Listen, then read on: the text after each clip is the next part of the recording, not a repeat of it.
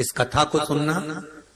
कहते हैं श्राद्ध पक्ष में ये कथा अगर सुन ली जाती है, हाँ, हमारे पितरों को जब सुनाई जाती है तो हमारे पितृ संतुष्ट होकर आशीर्वाद प्रदान करते हैं। ये आप लोगों को स्मरण होगा, दो भाई हैं सगे। जेठा की पत्नी बड़ी तेज थी, उसने पूर्वजों का पूरा धन अपने पास में रख लिया। श्राद्ध पक्ष में जेठा और मठा की कथा का स्मरण होना चाहिए, पितृदोष से मुक्ति होती है। जेठा की पत्नी बड़ी तेज थी, अपने पूर्वजों का धन पूरा रख लिया। एक दिन जेठा की पत्नी ने जेठा से कहा, मठा की पत्नी बड़ी तेज थी और मठा की पत्नी ने सब कुछ अपने पास में रख लिया।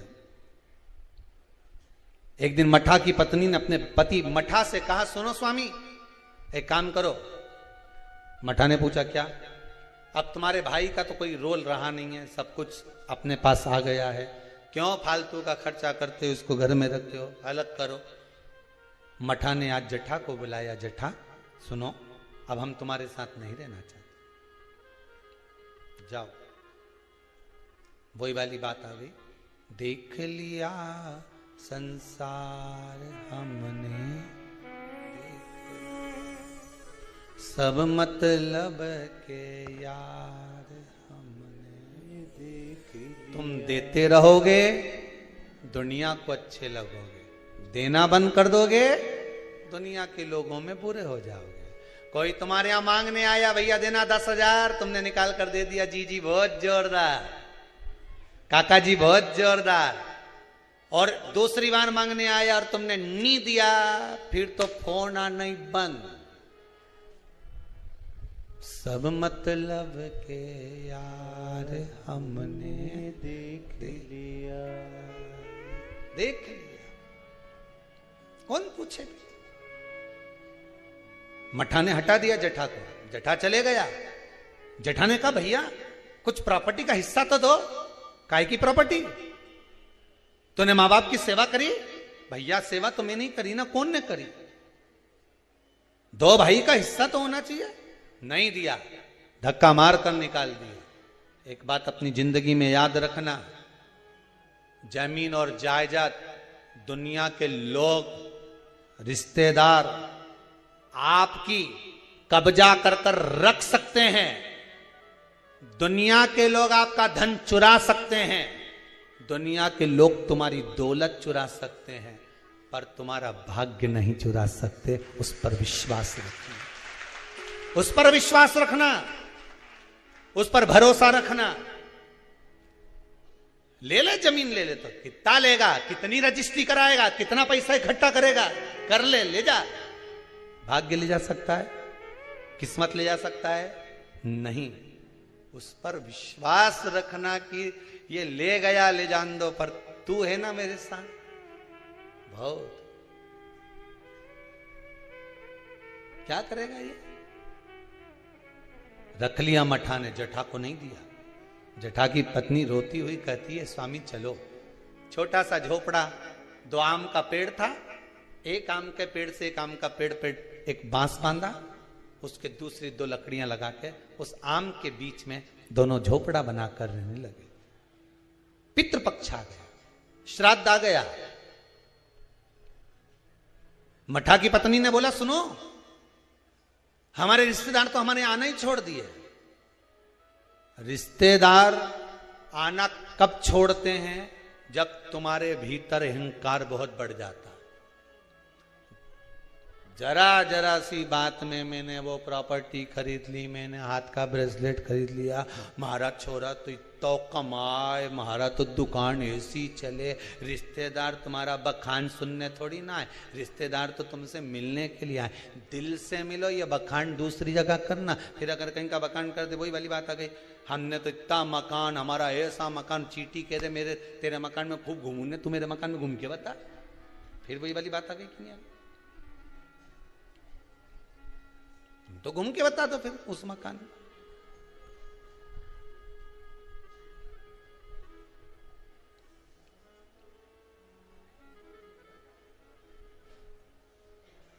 घूमो जितना घूमो। अब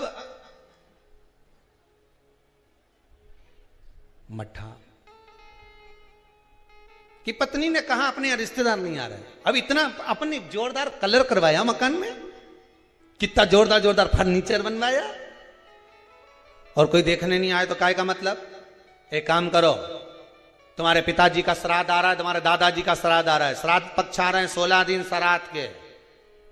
एक दिन ऐसा कर लो, सारे रिश्तेदारों को बुला लो श्राद्ध में, पंडित जी के भी बुला लो। और सुनो, अपन श्राद्ध करते हैं, सारा रिश्तेदार आएगा तो अपना मकान देख के तो जाएगा।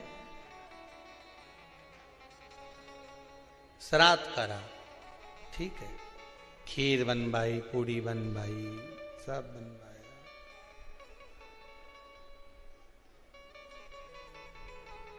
मठा की पत्नी ने करा, जठा की पत्नी बोली सुनो, आज तुम्हारे दादाजी का श्राद्ध है, घर में कुछ है नहीं, पर सुनो, वो सामने जो व्यापारी है ना, जिसकी किराना की दुकान है, उससे आपकी अच्छी बनती है ना, हाँ मेरा बचपन का दोस्त है, जाओ उसके यहां से कुछ थोड़ा सा लिया हो तो अपन खीर बना लेंगे, ब्राह्मण को दे देंगे, उसके घर पहुंचा देंगे।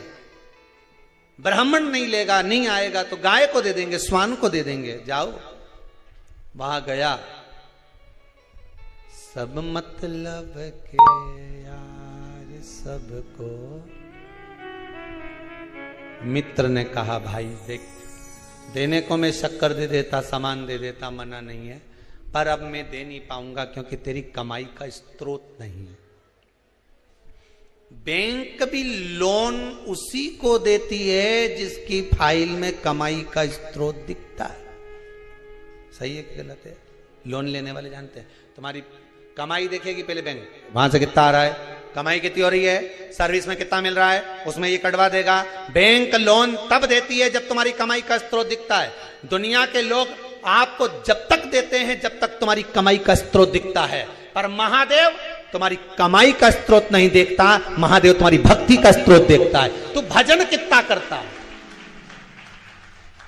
महादेव तुम्हारी कमाई के स्रोत देखकर नहीं देगा, महादेव भजन देखकर देगा कि तू भजन कितना करता है, तो कितना शंकर की कथा सुनता है, शिव महापुराण पर कितना विश्वास है तेरे को, शिव महापुराण की कथा में जो शब्द निकलते हैं उस पर कितना विश्वास है, महादेव ये देखकर देगा।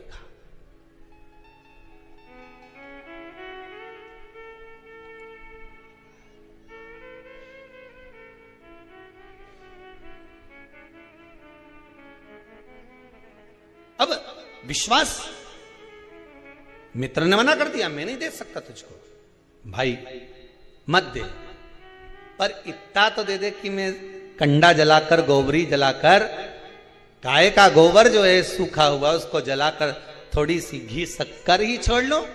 शक्कर नहीं दूंगा, महंगी है, इतना सा गुड़ दे दिया, इतना सा घी डाल के दे दिया, ले जा। कटोरी में घी और गुड़ लेकर आया। जठा की पत्नी ने कहा लाए कुछ खीर बनाना, खीर नहीं है, ये गुड़ शक्कर है, कोई गुड़ और घी है, कोई बात नहीं, मैं कंडा जलाकर धूप दे दूंगी, अभी घर में पोछा लगा लूं, झाड़ू लगा लूं, दरवाजा पे पानी छीट दूं, थोड़ा सा चौक पोड़ दूं दरवाजा पे, फूल रख दूं दरवाजा पे, कर दिया। उधर पितृलोक से पित्र आए। सबसे पहले पित्र जो पुराना घर होता है वहीं जाते हैं, क्योंकि अंतिम संस्कार जिस घर से होता है पितृ सबसे पहले उसी स्थान पर पहुंचते हैं, जो पुराना मकान, भले वो किराए का क्यों ना हो, सबसे पहले पितृ वहां पहुंचते हैं। पितृलोक से पित्र आए, दरवाजे पर पहुंच गए। जैसे ही सबसे पहले मठा के घर में गए तो क्या जाकर देखा कि वहां तो रिश्तेदार पूरी सब्जी खा रहे हैं, सारे के सारे रिश्तेदार चकाचक भोजन कर रहे, ना तो धूप छूटी, ना गाय का दिया, ना स्वान का दिया, क्योंकि इनको तो श्राद्ध केवल लोगों को दिखाने के लिए करी थी। वहां तो ना तो धूप छूटी, ना गाय का भोजन दिया, ना स्वान का भोजन, ना कौए का भोजन, ना ब्राह्मण भोजन दे दिया। पितृ भूखे, विचार करा क्या करें, कि छोटा छोरा रे, हमारा पोता रे छोटा, पर उसके घर में कुछ भी नहीं, क्या देगा वो, फिर भी चलो भूखे रहेंगे साल भर, पितृ पक्ष में अगर पितरों को भोजन नहीं मिलता, साल भर भूखे रहते हैं। दूसरे पितृ जो खाकर आते हैं, उनकी जो राल टपकती है, उनका जो कफ गिरता है, हमारे पितृ वो चाटते हैं। वो चाटते हैं तो बद्दुआ देते हैं कि मैं तब भरा पूरा छोड़ कर आया था, इतना देकर आया था, कम से कम आज मुझे कंडे पर घी और शक्कर ही छोड़ देते, गुड़ का ही भोग लगा देते, कम से कम मुझे राल चाटने को तो नहीं पड़ता। बद्दुआ देते हैं साल भर, इसलिए घर में सुख नहीं रहता, शांति नहीं रहती, पैसा नहीं टिकता, शुभ कार्य नहीं होता, बड़े दुखी होते हैं पितृ, बड़े दुखी। पितरों ने सोचा एक दरवाजे से नहीं मिला, दूसरे दरवाजे से कुछ खाकर चले जाऊं, ऊपर जाऊंगा तो लोग क्या कहेंगे। जठा के घर गया, पितृ दरवाजे पर पहुंचे, जठा की पत्नी ने कंडा जलाया था, गोबरी जलाई थी, जलाई रखी दरवाजा के पास में, भगवान से प्रार्थना कर कर गुड़ और घी छोड़ दिया, गुड़ घी छोड़ा, पितृ चले। 16 दिन तक पितृ पृथ्वी पर भ्रमण करते हैं। 16वें दिन पितरों के देवता आर्यमा कौवे पर बैठ कर आते हैं। अमावस्या के दिन प्रदोष काल में शाम के समय आते हैं, पितरों को वापस बिठाते हैं, पितृ लोग ले जाते हैं। जितने संसार के पितृ हैं सब अमावस्या के दिन शाम के समय पितृ लोग जाते हैं। इंतजार कर रहे थे पितृ, आर्यमा आए, पितरों के देवता आर्यमा स्वामी आए, कौवे पर बैठ कर आए और हमें लेकर जाए। सारे पितरों से आर्यमा स्वामी ने कहा, जाओ तुमने 16 दिन भोजन करा है, अब जाकर घाट पर पानी पी लो। कोई नदी, कोई तालाब, कोई सरोवर, कोई कुंड, कहीं जाकर शाम के समय पानी पीने के लिए पितर जाने लगे। पितर जब पानी पिए, पानी पीते से पितरों ने सोचा एक दरवाजे से भोजन नहीं मिला, उसके यहां भोजन मिला जिसके यहां कुछ भी नहीं था। पितरों ने विचार करा, आर्यमा स्वामी को आने में देरी है, आज अमावस्या है, घर के लोग दीप लगाएं उससे पहले एक बार उसके घर हो जाऊं जिस घर से दीपक आ रहा है। घाट पे लगने के लिए, नदी के तट पर, तालाब पर, सरोवर को, कुएं पर दिया लगने शाम को आएगा, उससे पहले मैं उसके घर हो जाऊं। और पितर घर पर जाकर क्या देखे, बच्चे भूखे थे, माँ से भोजन मांग रहे थे, माँ 5 दिन से अन्न नहीं खाया, दे देना माँ। माँ कहती है नहीं है माँ, फिर कंडा जलाकर तूने ये घी और गुड़ कहां से ला कर दिया? बेटा पितरों के लिए लाई थी, मांग कर लाई थी, तुम्हारे लिए नहीं है। एक काम करो, मैंने हंडी रख दी है, एक बर्तन रख दिया, भगोनी रख दी, उसको प्लेट से ढक दिया, उसमें भोजन रखा है, मैं 2 दिन बाद दे दूंगी। बेटों ने जाकर देखा तो उसमें भोजन नहीं था। माँ तू रोज तो वो भगोना दिखाती है, पात्र दिखाती है और कहती है भोजन मिलेगा। 3 दिन हो गए माँ, 5 दिन हो गए, नहीं मिला माँ, और 2 दिन का बोलती है। कोई बात नहीं। पितर वापिस आए, दरवाजे से लौटकर वापिस घाट पर आए। घर का बेटा दिया जलाने के लिए आया नदी के तट पर। पितर आचमन कर रहे थे पानी का। शाम के समय पर आर्यमा स्वामी ने पूछा, बोलो पितरों, तुम्हारे भोजन करने के बाद किसके घर में क्या देना है बता दीजिए। आर्यमा स्वामी ने पूछा तो पितर कहते हैं, जठा के घर में खाने के लिए नहीं है, उसको वर दे दो, दूध नहाए पूते फले, खूब उन्नति करे, वर प्रदान कर दो। जठा के घर में दूध नहाए पूते फले। जैसे ही बेटे ने दिया जलाया घाट पर, वहां पर खुशियों का दीप जल गया, आनंद का दीप जल गया, सारा सुख जठा के घर में पहुंच गया। मठा धीरे धीरे तिल तिल तिल तिल घटने लगा, जठा तिल तिल बढ़ने लगा। ये पितरों की कृपा होती है। मेरा सबसे निवेदन है, अमावस्या के दिन शाम के समय प्रदोष काल में नदी के तट पर जाओ, कुएं के तट पर जाओ, बावड़ी पर, तालाब पर, कहीं पर भी जाकर दिया जरूर जलाओ। नदी तालाब बावड़ी नहीं हो तो पीपल के पेड़ के नीचे, बेलपत्री के पेड़ के नीचे या बट के पेड़ के नीचे जलाओ। और शाम के समय जब प्रदोष का काल हो, शाम का समय हो, सूर्यास्त का समय हो, भगवान आर्यमा स्वामी पूर्वजों को लेने, पितरों को लेने आए, तब आप एक दिया घी का जला देंगे दक्षिण की ओर मुख कर कर, तो वो कुछ वर हो सकता है। अगली श्राद्ध से पहले बाबा आपको घर, मकान, जमीन, जायदाद, संपदा सबका दे। कृपा, उस पर विश्वास रखिए, भरोसा। तब तो लोग गाते हैं, जय जय पितर जी महाराज, शरण में तेरी आया,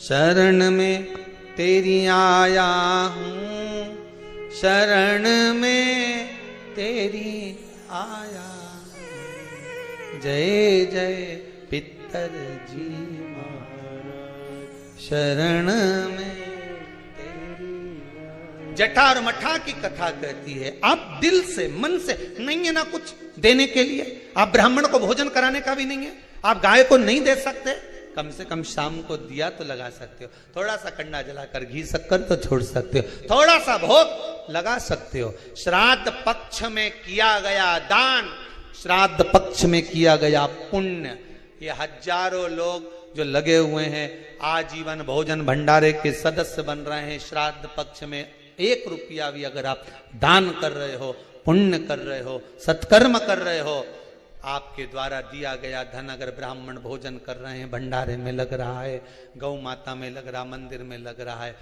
जीवन की सार्थकता है तुम्हारी कि बाबा तुम पर कृपा करा हुआ है। ये उसकी उदारता, उसकी करुणा।